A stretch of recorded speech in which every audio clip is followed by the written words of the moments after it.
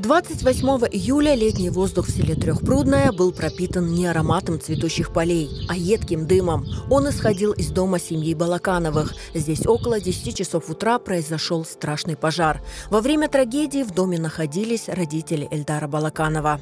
Моя мать почувствовала запах гари и, собственно говоря, сообщила об этом отцу, который обнаружил возгорание наружного блока кондиционера, который находился над гаражом.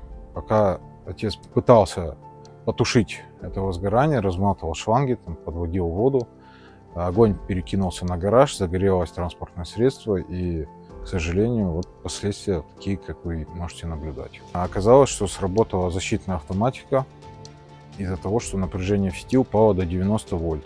По предварительным данным, причиной возгорания стало падение напряжения в электросети. Проблема, которая, как утверждают местные жители, существует здесь годами и решить которую пытались неоднократно. Предысторией к событиям, последствия которых можно наблюдать вокруг меня, является отвратительное качество электроэнергии, которое поставляется в наш поселок. Наши улицы Строителей, Терекли и Солнечная уже на протяжении достаточно длительного времени. Ориентировочно уже в течение лет 5-6 у нас есть жесткие проблемы с качеством электроэнергии.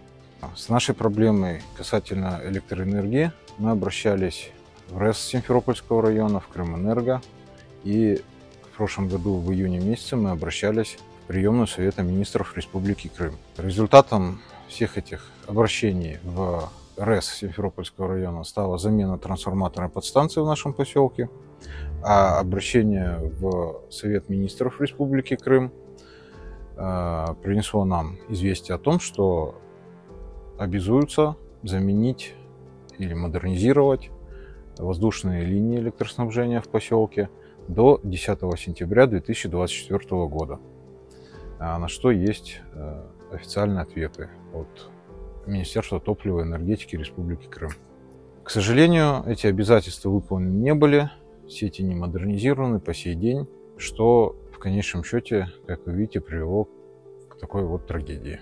Падение и резкие скачки напряжения нередко приводят к возгоранию приборов. В июне этого года жители села вновь обратились в приемную Совета министров. Им ответили, что обещанные технические работы по устранению проблемы в очередной раз переносятся уже на октябрь 2025 года. А пока жители Трехпрудного остаются один на один со своей проблемой, которая может привести к очередной трагедии. В апреле месяце мы поставили один стабилизатор, мы вынуждены ставить на целый дом стабилизатор света. Он сгорел в течение недели. Купили за 25 тысяч второй стабилизатор. В течение недели и он сгорел. Сейчас у нас третий стабилизатор, но мы опять-таки вынуждены выключать все в доме, чтобы включить, например, стиральную машину. Выключать все, чтобы включить духовку. Включить тот же бойлер, чтобы элементарно искупаться. Большие скачки. Падает на 100 ватт и поднимается до 250. У сына в течение недели сгорела микроволновка, газовая духовка электрическая, миксер планетарный сгорел. Дети спокойно, мы не можем оставить детей и уйти из дома, потому что мы не знаем, чем это чревато. 18 лет живу, 17 лет большие проблемы с напряжением. Обращаясь к органам, обращались неоднократно, но на нас никак не обращают внимания. Своими силами пытаемся натянуть там провода. Недавно был электрик, проверил на проводах напряжение 207, а в доме 165.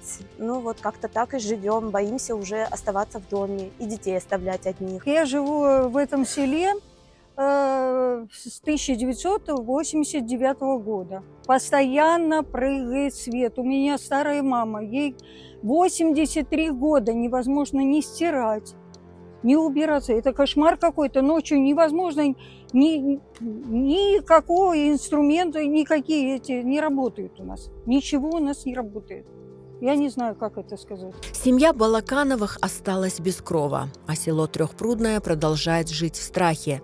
Вопрос остается открытым. Сколько еще должно случиться трагедий, чтобы проблемы, подобные той, что существует в этом селе, наконец-то были решены?